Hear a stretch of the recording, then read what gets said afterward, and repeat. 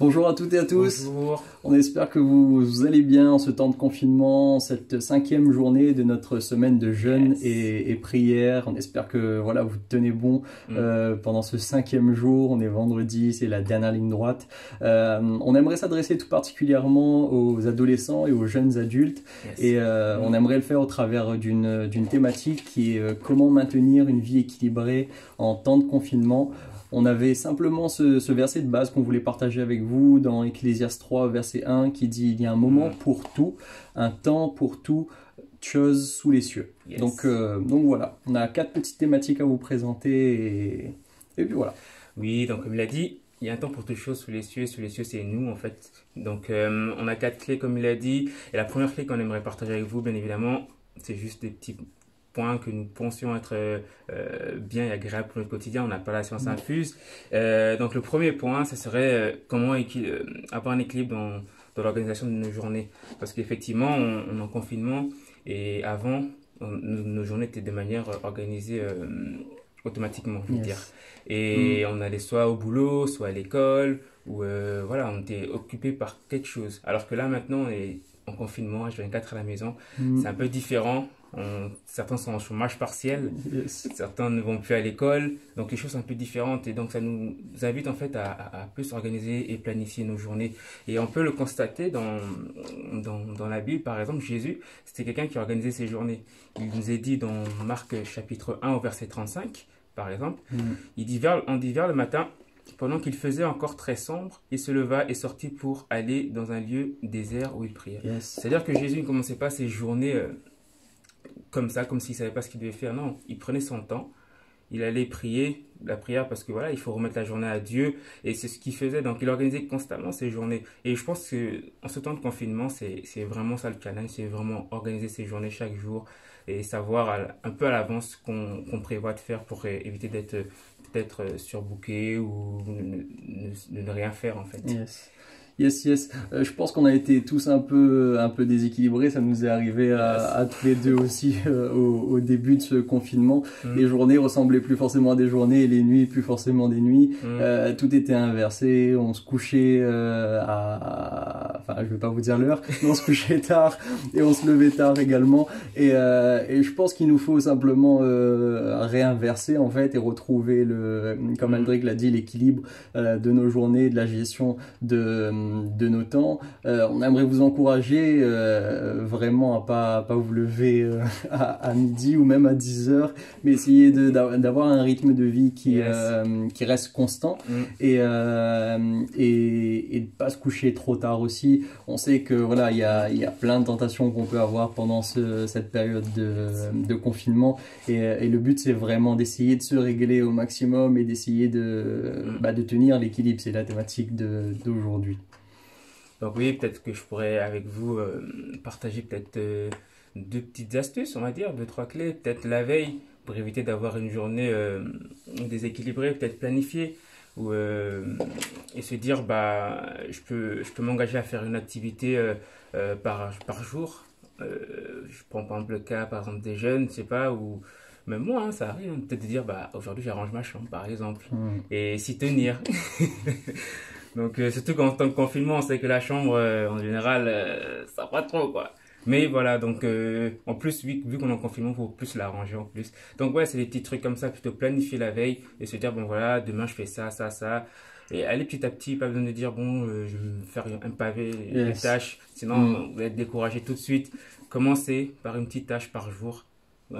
Des challenges comme ça qui peuvent vous encourager, peut-être faire le jardin de son papa et sa maman par exemple, des petits trucs comme ça quoi. Donc, voilà. Une tâche c'est vraiment rien par jour et le fait de le planifier, peut-être que ça va nous encourager à vraiment atteindre cet objectif là et de se dire voilà, j'ai qu'une seule chose à faire aujourd'hui et une seule chose, ça fait que pendant tout le confinement on aura fait finalement beaucoup de choses. la deuxième chose dans laquelle on aimerait vraiment vous encourager, le deuxième challenge qu'il y aurait, c'est d'avoir un équilibre par rapport aux écrans, par rapport aux réseaux, par rapport à tout ce qu'on peut regarder, par rapport aux jeux vidéo, par rapport à toutes ces choses-là. Et par rapport aux réseaux sociaux, moi la question que je m'étais particulièrement posée, c'est est-ce que finalement on n'a pas perdu le sens des réseaux sociaux? Dans le mot réseaux sociaux, on a le mot social, et je pense qu'au fur et à mesure, on a glissé en fait vers une utilité qui est plus du tout celle de rester en lien avec des gens, celle de continuer à avoir du lien social, à avoir des amis, à essayer de continuer à construire des amitiés.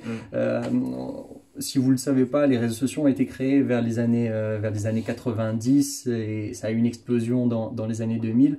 Et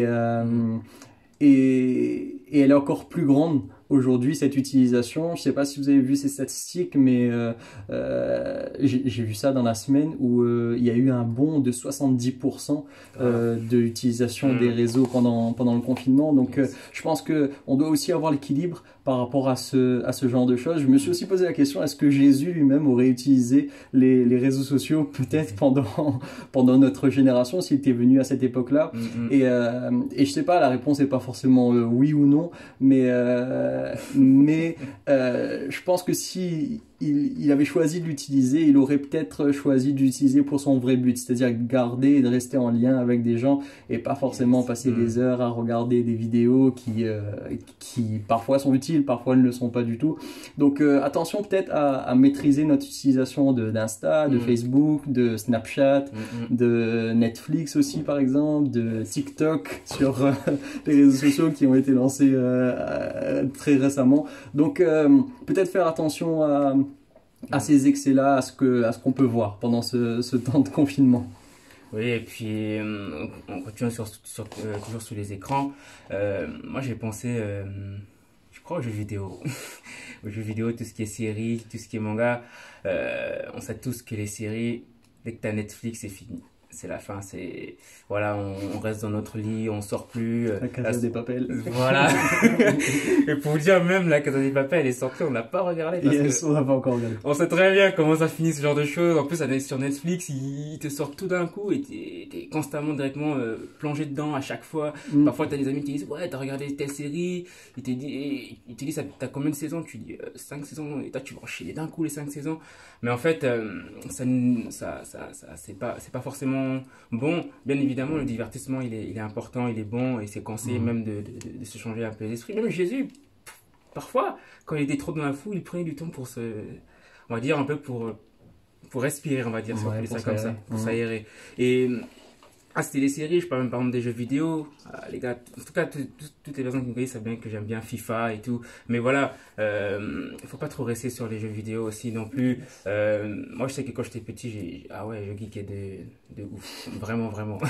Mais j'ai appris avec le temps à faire attention à cela parce qu'effectivement, ça te dérègle dans ta journée complètement. Moi, je peux faire toute une nuit, j'enchaîne toute la journée. Enfin, voilà. C'est surtout que maintenant, il y a des jeux en réseau. C'est ça. C'est encore, voilà, avec les jeux en réseau, encore, ça nous donne plus envie encore de jouer. Mais voilà, on n'interdit pas de jouer. C'est bien de jouer avec des amis, peut-être dans 2 ou 3 heures. Enfin, non, 2 heures, c'est mieux quand même. Et puis voilà, et faire autre chose. Par exemple, ou même lire des mangas ou regarder des mangas par exemple aussi, il faut pas trop en abuser non plus. C'est bien, moi j'aime beaucoup les mangas, mais voilà, même ça aussi c'est des choses où j'ai beaucoup restreint mon regard sur ça parce que voilà, je sais que ça peut me prendre beaucoup de temps et je préfère regarder peut-être un épisode de 7h20, 40 minutes, donc un épisode par jour, 2 épisodes et me dire le lendemain je regarde les autres. Pourquoi? Parce que ce genre de choses, ça entraîne à l'isolement. Il y a des gens, ils passent des journées entières dans leur chambre. On ne les voit même pas. La seule fois où ils sortent, c'est pour manger.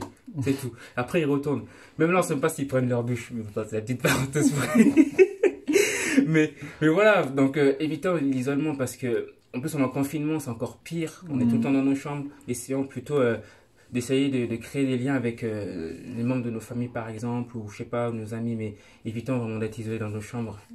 Yes. De manière un peu pratique peut-être par rapport à ça, ce serait intéressant de privilégier des horaires particulières, de se dire voilà, enfin après si vous faites un planning c'est génial hein, pendant ce temps de confinement, mais peut-être se dire je vais privilégier tel ou tel horaire, je vais pas commencer à jouer à minuit par exemple, mais je vais vraiment planifier des plages horaires où je me dis voilà le matin par exemple pas du tout de jeux vidéo, pas du tout de toutes ces choses-là, plutôt l'après-midi ou en tout début de soirée, mais au bout d'un certain temps, je coupe. Et peut-être pour les réseaux sociaux, désactiver tout simplement les notifications. Moi, je sais que voilà, à chaque fois qu'il y a une notification qui arrive, la tendance est d'aller regarder, et en regardant par exemple sur Insta, c'est d'aller voir ce que si c'est une vidéo par exemple qui t'a été envoyée, de regarder la vidéo et de rééchanger de ceci et de cela. En soi, c'est pas mauvais, mais si on veut mener une vie d'équilibre, il faut faire attention tout simplement à l'excès. Et sur cette idée d'isolement, c'est vrai que ça nous amène tout doucement à notre troisième point sur l'équilibre qu'on peut avoir dans les relations, l'équilibre qu'on peut avoir dans les relations familiales.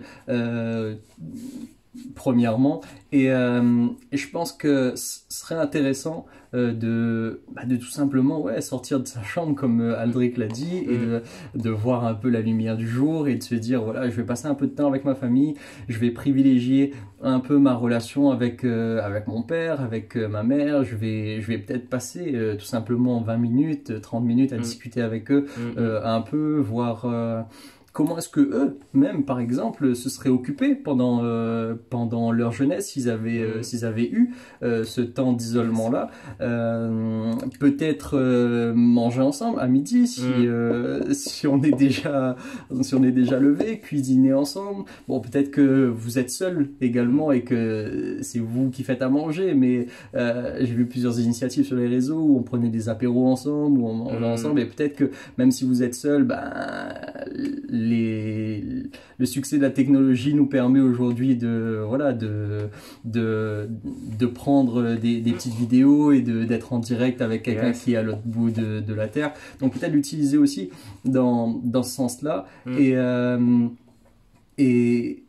peut-être se dire qu'il faut refaire un focus sur les relations, refaire un focus sur ce qui est vraiment essentiel et ce qui est vraiment important. On est dans la même maison, on est en confinement, et il n'y a pas de meilleur moyen, je pense, de vraiment apprendre à développer les relations avec nos parents, avec nos frères et sœurs pendant ce temps de confinement. Oui, c'est vrai ce qu'il dit. Bon, vous avez bien remarqué, pour ceux qui le connaissent, il a bien passé du temps avec sa maman dans la cuisine. Parce qu'aujourd'hui, on bénéficie un peu plus de cette bonne nourriture. Et j'aimerais aussi aborder le cas des relations avec les amis. C'est vrai que quand on sortait un peu plus, quand on avait nos activités avant le confinement, on arrivait facilement à voir nos amis, on arrivait facilement à communiquer avec eux. Ça manque d'ailleurs. Ouais. Et je pense que en ce temps de confinement, ça ne va pas nous empêcher justement de toujours avoir cette relation avec nos amis. Il suffit peut-être d'envoyer des petits textos, parce que il est dit par exemple dans Proverbe 18, au verset 24, si je ne me trompe pas, que je le retrouve vite fait. Donc il est dit que l'homme qui a des intimes amis se tienne à leur amitié, parce qu'il y a tel ami qui est plus attaché que le frère, pardon. Yes. Donc oui, si tu as des amis intimes, il faut vraiment tenir à ces amitiés-là, il faut vraiment entretenir nos relations amicales. Voilà, par exemple, si tu as un ami, ça fait un moment que tu n'as pas discuté avec lui, textote un petit peu, lui demandant comment il va, comment ça se passe au confinement. Ça, rien que ces messages, ça fait du bien. On l'a fait à plusieurs reprises avec Sébastien, on a vu que c'était important. Les gens, ils se sentent considérés, ils se disent, ils pensent à moi et tout. En plus, c'est aussi des moyens pour s'exhorter dans la foi, par exemple. Te dire peut-être quelqu'un qui peut-être qui a plus de connaissances peut-être que toi dans la foi, tu peux lui demander, ah tiens, écoute, qu'est-ce que tu as compris là, explique-moi. Ou si toi, tu as plus de connaissances, tu peux aussi expliquer à quelqu'un qui est dans la foi. C'est toujours des choses qui encouragent et qui maintiennent les liens. On peut même prier ensemble. Moi, ça nous est déjà arrivé de prier avec des amis à nous aussi. Et franchement, au départ, ouais, prier au téléphone, c'était pas trop mon kiff, hein. Je me disais, ouais, c'est toujours mieux en direct et tout.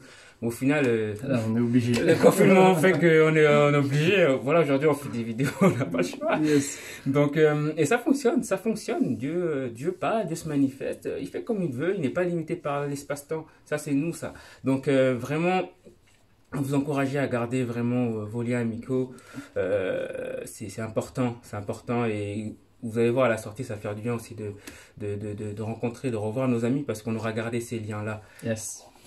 Yes, yes. Je rebondis sur le fait de s'encourager mutuellement aussi dans la foi, dans les choses spirituelles. Vous l'avez compris, l'équilibre qu'on peut avoir dans une vie et l'équilibre qu'on peut avoir dans un temps de confinement, elle passe tout d'abord par notre relation avec Dieu. Yes. On sait qu'en tant que jeune, ça peut être compliqué, on peut être désorienté pendant ces périodes-là et on sait pas trop comment maintenir peut-être sa relation avec Dieu et on a juste deux axes à vous proposer encore. C'est tout simplement d'abord de prier. Il y a un homme qui a dit que la prière c'est la clé du matin et le verrou du soir. Yes. Et peut-être prendre, je sais pas, 20 minutes par jour ou 30 minutes par jour, 15 minutes le matin, 15 minutes le soir pour se dire voilà, je commence ma journée en priant, je commence ma journée en parlant à Dieu, je commence ma journée en étant reconnaissant. Merci Seigneur pour la vie que tu m'as donnée, merci parce que j'ai vu le jour encore ce matin, tout simplement comme ça. Et le soir pareil, merci Seigneur pour la journée que j'ai passée, je suis reconnaissant de ce que j'ai pu faire aujourd'hui, de ce que tu m'as donné une journée de plus pour faire telle chose. Mais vraiment remettre la prière au centre même de notre vie, de notre confinement, c'est important. On peut vite, comme on vous l'a dit, être dérouté et le but c'est de continuer à garder ce lien avec Dieu, cette relation intime avec lui. Oui, je suis tout à fait d'accord avec ce qu'a dit Sébastien. En plus, depuis un moment, c'est lui qui m'a partagé ce verset-là, je trouve qu'il est vraiment bien, c'est dans le psaume 16, et c'est David qui dit « Je garde constamment mes yeux fixés sur l'Éternel ». Et c'est ça, c'est exactement comme il a dit, c'est prier, garder ses yeux constamment sur l'Éternel, c'est voilà, se dire bah ah tiens, c'est lui qui est le maître de ma journée, c'est lui qui dirige mes jours, c'est lui qui conduit mes jours, donc c'est important. Comme il a dit, j'aime bien vraiment cette citation, la clé du matin et le verrou du soir, c'est vraiment génial. Et la deuxième clé qu'on aimerait vous apporter par rapport justement à entretenir la relation avec Dieu, c'est le fait de peut-être méditer un peu plus la parole de Dieu, lire un peu plus la parole de Dieu. On sait très bien que Dieu se fait connaître par sa parole, ça, il n'y a pas de secret. Et voilà, moi j'aimerais vous encourager à la lire. Par exemple, avec Sébastien, ce qu'il fait, c'est que, bon, il fait plus avec Erika aussi, c'est qu'il lise la parole de Dieu pendant 2 heures. Bon, ils le font ensemble, mais moi je le fais en décalé un peu plus le matin. Mais 2 heures, waouh! Et pourtant, ma petite soeur, elle n'était pas à fond dedans. Mais maintenant, elle a pris goût, elle apprécie. Waouh, avant, elle ne pouvait pas lire. Mais aujourd'hui, elle lit pendant 1 heure de temps la parole de Dieu, voire 2 heures. Et elle lit l'Ancien Testament. C'est pas le plus simple. Donc, pour vous encourager, peut-être intéressez-vous même à la vie de Jésus. Et pour s'intéresser à la vie de Jésus, c'est quoi? C'est peut-être les évangiles. C'est plus simple, c'est peut-être plus parlant pour certains et c'est moins compliqué. Peut-être lire un chapitre par jour. Pour ceux qui se disent un chapitre, c'est peut-être 2. Après, si vous êtes des warriors, lisez 3, 4 chapitres comme vous voulez. Mais faites à votre rythme et vraiment entretenez vraiment cette relation-là avec le Seigneur. Et en plus, ça le fera plaisir. Ça le fera plaisir parce qu'il dira, ma fille, mon fils, tu passes du temps avec moi et c'est génial.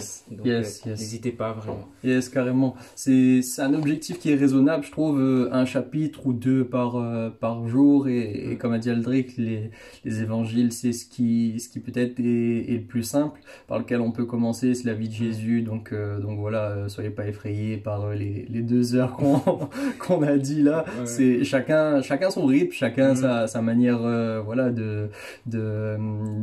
de fixer ses objectifs et ses challenges. Yes. Et un chapitre, c'est pas énorme, mais c'est cette idée toujours d'être constant et de faire les choses de manière intentionnelle chaque jour. Si peut-être vous n'arrivez pas à le faire seul, sachez qu'il y a plusieurs initiatives. Je sais que plusieurs jeunes sont au courant de ça dans l'ensemble des églises. Il y a plusieurs initiatives qui sont organisées pour les différents groupes de jeunes par les responsables de jeunes. Donc continuez peut-être à garder le lien de cette manière-là. Ok, j'arrive pas à lire la Bible, ben lisons la Bible ensemble alors, tout simplement.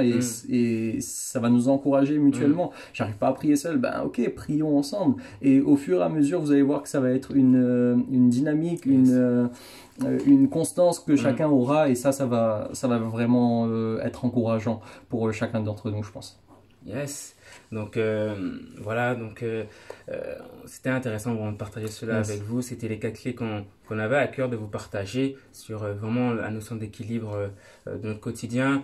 Voilà, faut pas avoir peur, faut vraiment se dire que c'est possible.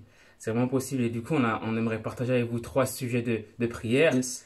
Donc le premier sujet de prière serait prier pour que Dieu nous aide à avoir un équilibre de vie chaque jour. Yes. Le second sujet serait prier pour que ce temps de confinement ne soit un temps d'isolement, mais d'ouverture vers les relations amicales et familiales.